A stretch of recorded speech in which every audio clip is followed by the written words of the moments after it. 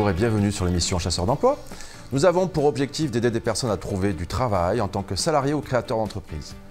Ceci en rassemblant les acteurs de l'emploi, du monde associatif et de l'entreprise. Aujourd'hui, nous aurons le plaisir de recevoir Pierre Jomain, directeur associé de l'agence Ouvert au public, Aurore Sun, dirigeante de l'agence Spark Relations publiques, Danielle Fournier-Sicre, dirigeante de l'agence Encore Nous. Sans plus attendre, nous allons commencer cette émission avec le portrait de Anouk, qui cherche du travail comme chargée de communication. Bonjour, je m'appelle Anouk, j'ai 30 ans. Je suis sur Marseille depuis avril, depuis Pâques dernier en fait. Je suis chargée de communication et après un premier CDD ici, maintenant je cherche un nouveau poste dans la com. Alors moi j'arrive sur Marseille, je viens d'Île-de-France et on a décidé avec mon conjoint de partir et de tester une nouvelle vie sur Marseille. On l'a tenté, ça nous plaît, donc on reste là. Mais effectivement derrière il faut trouver des emplois et ce qu'il faut. Alors moi j'ai commencé après le bac par un BTS audiovisuel. Donc là c'était mon tout premier poste, j'étais assistante de production. Et après ce poste-là, j'ai enchaîné directement sur la communication. Et là, j'ai fait que des postes dans ce domaine-là, que ce soit de la chargée de communication ou de l'assistante de partenariat ou du chef de projet. Et en arrivant sur Marseille, c'est vrai qu'il y a quand même beaucoup moins d'offres qu'il peut y en avoir à Paris. Nous allons maintenant voir un reportage sur le parcours d'Anouk qui a duré 1 mois, puis reviendrons sur le plateau avec les invités pour évoquer un thème soulevé par elle, à savoir travailler dans les métiers du secteur de la communication.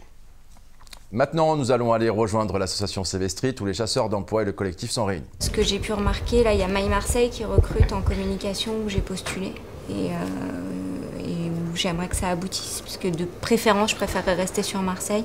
J'ai pas de véhicule, enfin j'ai un permis, mais je peux aller à Aix, hein, c'est pas la question, mais c'est plus simple sur Marseille. Donc il y avait My Marseille, il y a Jaguar Networks aussi qui recrute pas mal sur la communication et qui est assez actif sur tout ce qui est réseau. Il y a Wiko moi j'aime bien les nouvelles technologies, donc Wiko qui est une entreprise de téléphonie mobile qui propose des téléphones, ouais, ils veulent rivaliser avec Samsung mais à des prix plus bas. Ouais. Et pareil, ils ont des communications qui sont très très sympas je trouve et j'aimerais rentrer là. Sinon dans les écoles aussi ça peut être sympa comme Kedge. Après j'ai pas vraiment d'autres boîtes que j'avais vues. Anouk a identifié les sociétés qu'elle souhaite démarcher, comment se présenter et démontrer qu'on peut apporter un plus à l'entreprise. Pour Anouk, la deuxième étape c'est l'atelier pitch. Eh bien, nous allons donc voir la présentation flash d'Anouk qui nous l'a envoyée par internet. Bonjour, je m'appelle Anouk, j'ai 30 ans, je suis chargée de communication depuis 6 ans et je parle anglais et espagnol. J'ai exercé en particulier dans le domaine des réseaux sociaux avec des problématiques de développement de notoriété sur le web et via ces canaux et dans le domaine des relations presse et médias pour lesquels je maîtrise maintenant les aspects relationnels comme les aspects techniques, comme la rédaction, le brief agence ou la création d'événements. Ce sont les 2 domaines qui me passionnent dans mon métier et c'est pour cela que j'aimerais intégrer votre équipe pour m'appliquer dans ces missions. Moi je trouve que le timing a bien été respecté, 31 secondes. On sentait qu'elle avait préparé ses arguments, qu'elle avait préparé sa trame. C'est pas évident. Donc effectivement, lorsqu'on a des choses qui sont préparées, qu'on a prévu de dire, on peut avoir ce travers d'avoir la sensation que ça soit du récité. Ça comporte des avantages puisqu'elle a réussi à faire passer son message. Je pense qu'en rajoutant un peu de dynamisme dans la voix, un petit peu de peps, ça serait encore mieux. Il est vrai que je suis à l'aise pour communiquer. Mais en arrivant sur Marseille, je me suis confrontée à un nouveau problème par rapport à l'Île-de-France, c'est le réseau. Et j'avoue qu'il m'a été difficile de le développer.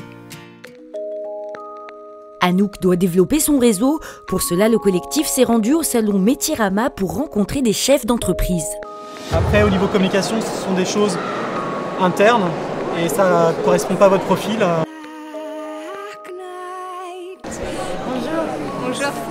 Donc moi je suis Anouk, je suis chargée de communication. Ah, chargée de communication, c'est un peu plus compliqué. On va dire le mot. Ouais. Hein. Votre profil peut intéresser, peut m'intéresser. Est-ce que vous êtes mobile du coup? Ou est-ce que vous cherchez vraiment sur Marseille même? Moi je cherche sur Marseille, après il est vrai que même pour des là, on peut faire du télétravail ou avoir et que je monte régulièrement. Enfin voilà, il y a des possibilités pour ça, à savoir si c'est possible aussi ou pas. J'entends ce que vous me dites, mais là c'est vraiment un poste qui est basé à Saint-Étienne. Le siège est à Saint-Étienne. Donc on cherche quelqu'un de stéphanois, quoi. Donc,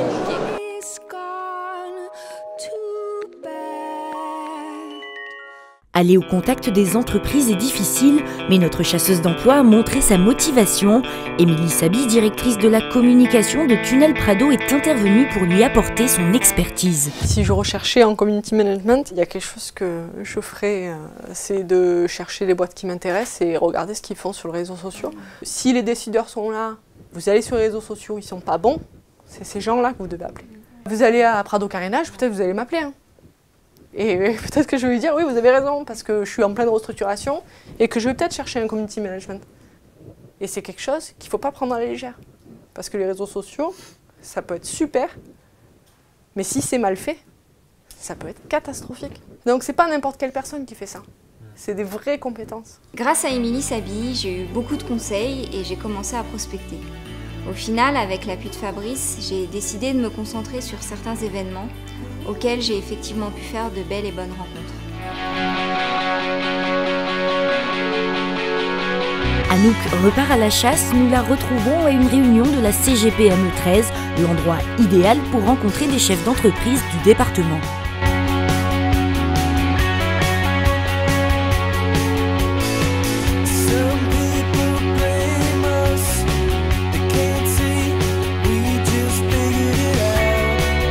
À la fin de ce parcours d'un mois, je pensais être sur une bonne lancée.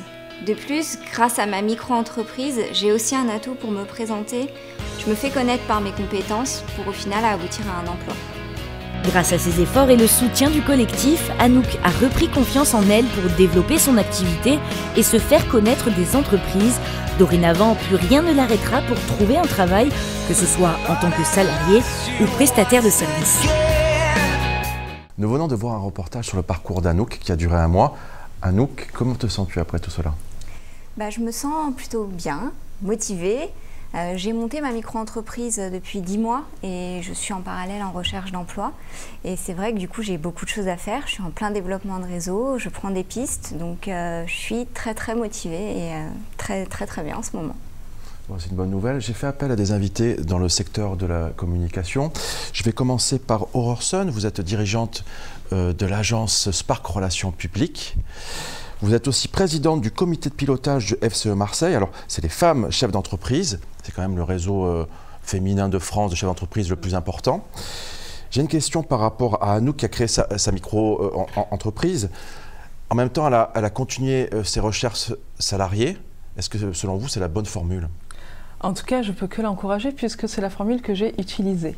Après 2 ans d'Angleterre et 8 ans au Québec, quand je suis rentrée en France, ça a été compliqué pour moi dans mes recherches d'emploi de trouver un job dans une agence de relations publiques internationales.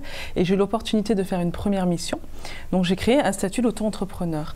Et finalement, ça a bien payé, ça a été super efficace puisque j'ai aujourd'hui une agence de relations publiques qui est présente à Marseille et à Casablanca. Donc oui, c'est un bon moyen d'avoir un statut d'auto-entrepreneur, de commencer à étayer son réseau, de rester en action, parce que c'est quand même vraiment très important, d'acquérir une expérience, accessoirement de récolter des budgets et du coup de tester l'entrepreneuriat et après de voir, on le voit avec Anouk, ça n'empêche pas de regarder en parallèle, d'être ouverte sur d'autres possibilités, possiblement en tant que salarié. Donc oui, je trouve que c'est une très bonne initiative.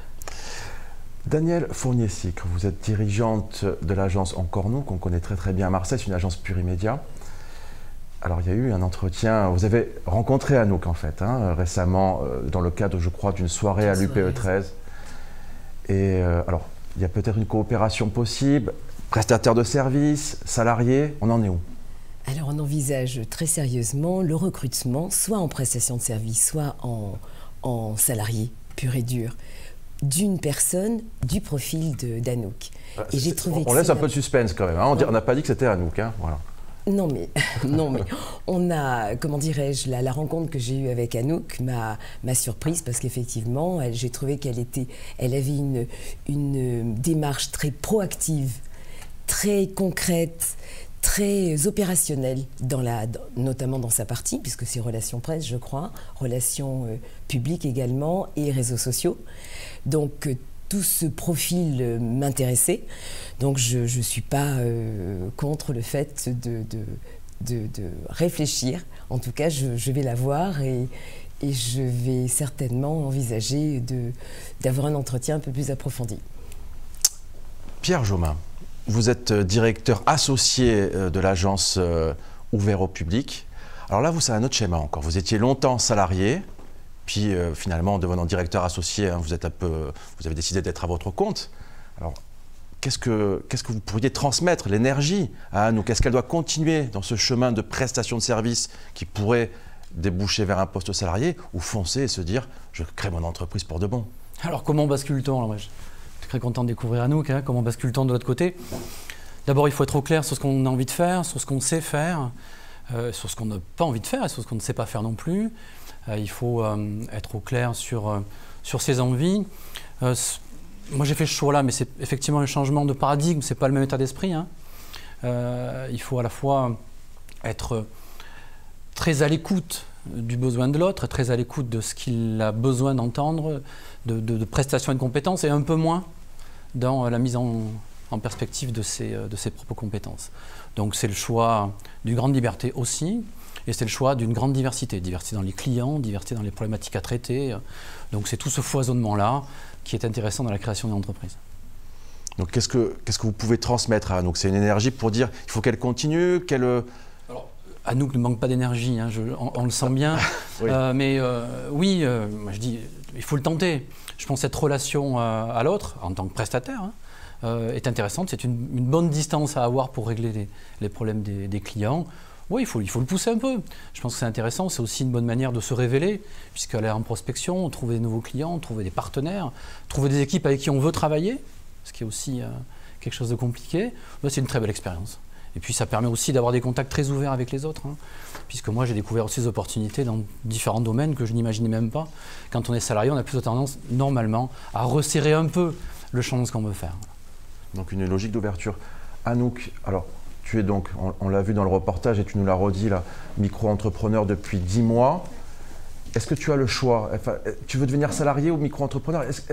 Si tu avais par exemple un contrat équivalent en termes de durée, et en termes, je dirais, de montant financier, tu choisirais quoi?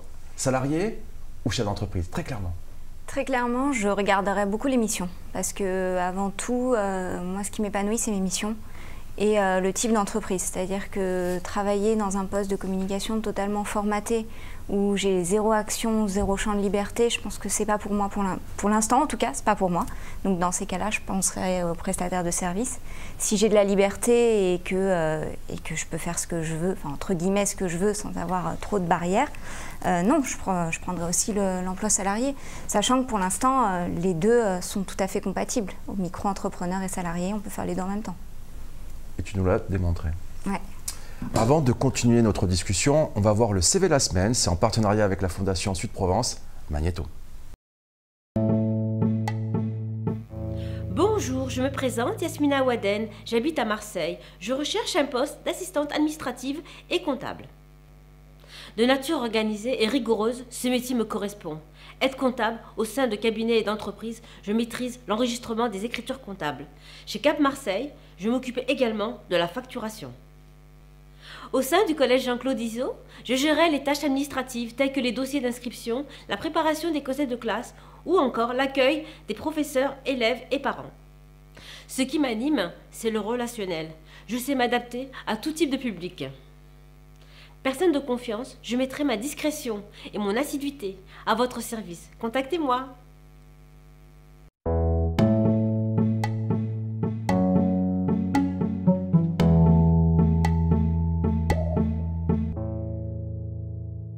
De retour sur le plateau de Chasseurs d'Emploi, nous sommes avec les invités pour discuter d'un point soulevé par Anouk, à savoir travailler dans les métiers de la communication.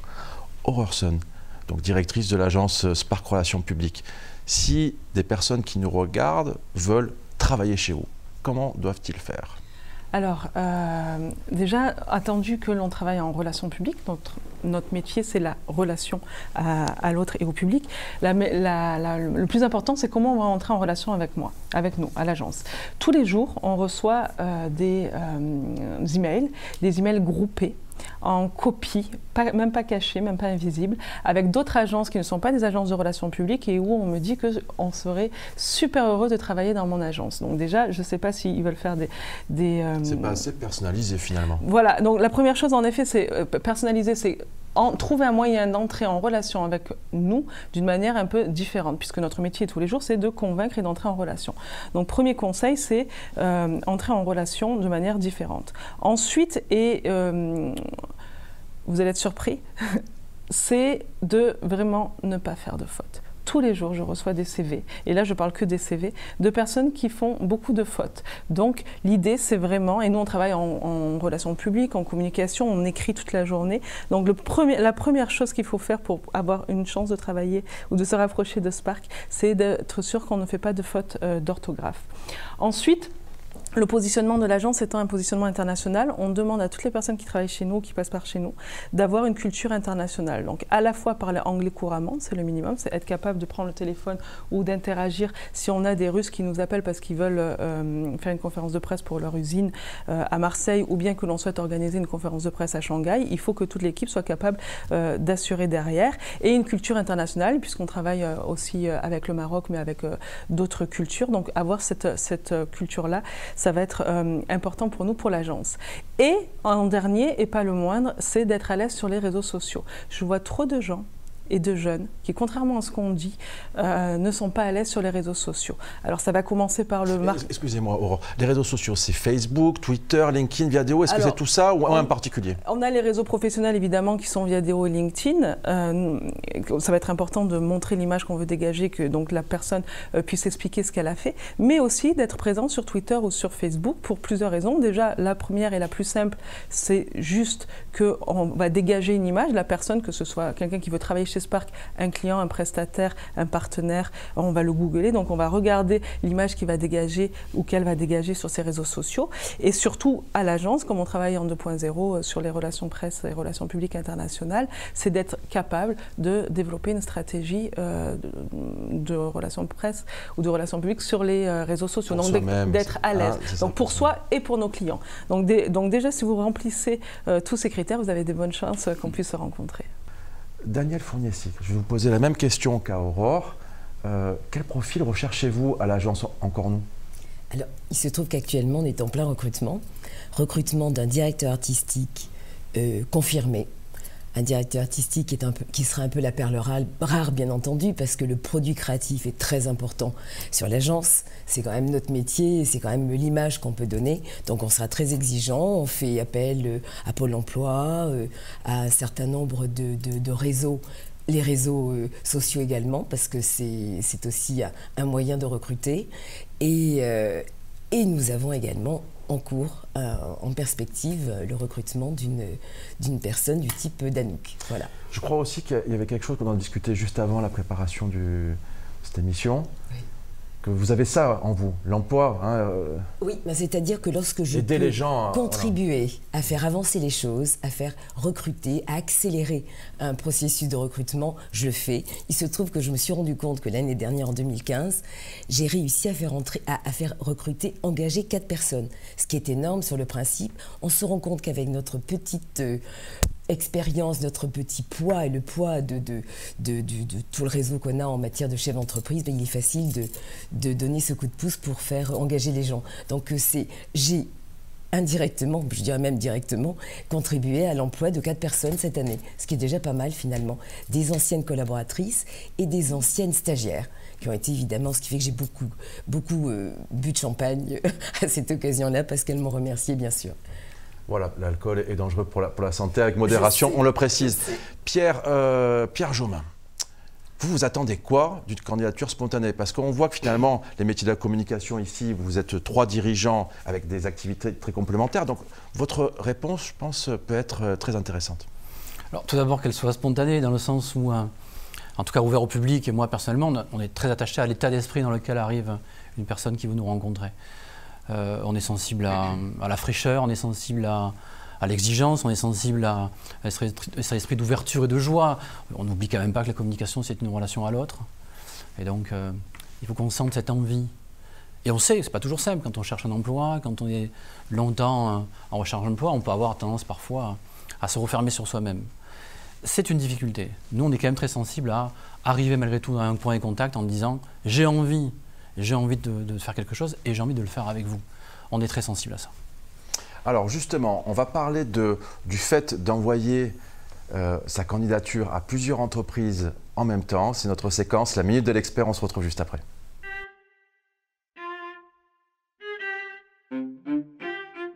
Bonjour et bienvenue à la Minute de l'Expert. Aujourd'hui, j'ai demandé à Valérie, détachée de Pôle emploi à la Cité des Métiers, de venir vous expliquer comment envoyer votre candidature à plusieurs entreprises à la fois. Aujourd'hui, nous allons plus précisément parler de comment envoyer son CV à plusieurs entreprises. C'est vrai qu'on postule régulièrement, on a beaucoup d'offres et la tendance va être un petit peu à envoyer tous azimuts et à plus trop réfléchir à ce qu'on fait. Or, il est important de personnaliser ses candidatures. Quand on répond à une offre, il va falloir bien relire l'offre, noter les mots-clés, en trouver d'autres en lien avec le poste, les mettre dans le CV. Pourquoi ? Parce que l'employeur sera tout de suite rassuré, il aura l'impression que vous savez pourquoi vous postulez chez lui et que vous connaissez les tenants et les aboutissants du poste, vous connaissez sa demande. De la même façon, on mettra le titre qu'il a choisi lui-même de mentionner dans l'offre. On personnalisera bien évidemment la lettre de motivation qu'on n'oublie pas. Un mail d'introduction, c'est bien sympa, mais on va se démarquer avec cette fameuse lettre de motivation qu'on aura également personnalisée. L'astuce pour vous faciliter la vie, c'est de faire un grand CV fourre-tout. Il fait le nombre de pages qu'il fait, ça n'a aucune importance, et en fonction des candidatures, vous allez piocher dedans. Merci Valérie. Retrouvez toutes les vidéos de la Minute de l'Expert sur le site qui s'inscrit sur votre écran. Et à très bientôt. Nous arrivons à la fin de l'émission. J'aimerais que nous puissions donner nos dernières recommandations pour Anouk, voir un petit coup de pouce, l'aider. Je vais commencer par vous, Aurore. Comment vous pourriez aider Anouk? Alors à l'agence Spark Relations Publiques, bien sûr, Anouk, tu es bienvenue pour venir 1 ou 2 journées pour tester et voir comment c'est la réalité de l'agence, puisque souvent, bon, toi tu as une expérience, mais il y a beaucoup de gens qui se font une idée des relations publiques qui n'est pas forcément la bonne. Donc bien entendu, tu es bienvenue à l'agence. Ensuite, on peut reparler ensemble de ton profil et voir avec mon réseau comment on peut peut-être te recommander des personnes. Et surtout, j'ai appris il y a 2-3 jours qu'une agence ami à moi chercher quelqu'un qui avait éventuellement ton profil. Donc je vais te recommander à cette agence-là. Ça c'est pour Spark, mais surtout et aussi pour le réseau des femmes chefs d'entreprise à Marseille, à la délégation à Marseille, on a créé ce qu'on appelle la minute, le coup de pouce solidaire, puisque à chaque mois lors de notre conférence, donc la prochaine étant le 1er mars et ce sera une conférence sur la mémoire, on invite une personne qui a besoin d'un coup de pouce. Donc dans ce cas-là, ce sera toi, si tu veux bien, Anouk, qui pourra présenter ton profil, donc à la fois soit pour trouver un emploi, soit pour agrandir ton réseau, voire avoir des conseils. Donc ça peut être intéressant et on diffusera ton offre, ton profil ou tes prestations d'ailleurs au sein du réseau des femmes chefs d'entreprise. Pierre, c'est votre tour. Quel coup de pouce vous pourriez donner à... Déjà qu'on puisse se revoir pour échanger effectivement sur le cœur de ses compétences et qu'on échange un peu sur nos profils différents et sur les complémentarités. Et puis lui faire rencontrer aussi des chefs d'entreprise, des hommes et des femmes qui ont décidé de créer leur entreprise et qui ont à la fois des besoins externes et qui ont besoin de prestataires extérieurs pour différentes missions. Donc essayer de se frotter à cette réalité et puis de faire quelques rencontres pour créer l'étincelle qui fera qu'une entreprise la choisisse ou comme prestataire ou peut-être comme salarié. Allez, trêve de suspense. Daniel, on va passer à vous. Vous l'annonciez plus ou moins de manière informelle au début de notre émission. Quand est-ce le galop d'essai avec Anouk, concrètement? Eh bien, il se pourrait que ce soit un galop d'essai peut-être au terme du mois de mars. Début mars, fin mars? Début mars, je pense qu'on peut envisager début mars. Je rencontrerai Anouk, effectivement. Je pense qu'elle a un profil qui pourrait s'intégrer à l'agence dans ses compétences de relations presse, réseaux sociaux, j'entends. Et contenu, parce qu'on est une agence de contenu, on a besoin de gens qui écrivent correctement et qui mettent du sens dans les mots.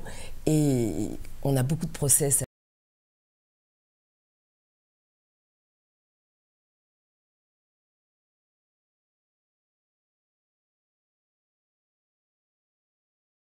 Avoir les atouts et les qualités pour intégrer l'agence. Donc ce sera un essai, bien sûr, hein, mais on peut très bien avoir un galop d'essai en tant que prestataire. Justement, la souplesse de son système est très agréable pour nous parce que ça nous permet de faire un galop pendant 6 mois, par exemple, et d'avoir le temps pour elle de s'intégrer, de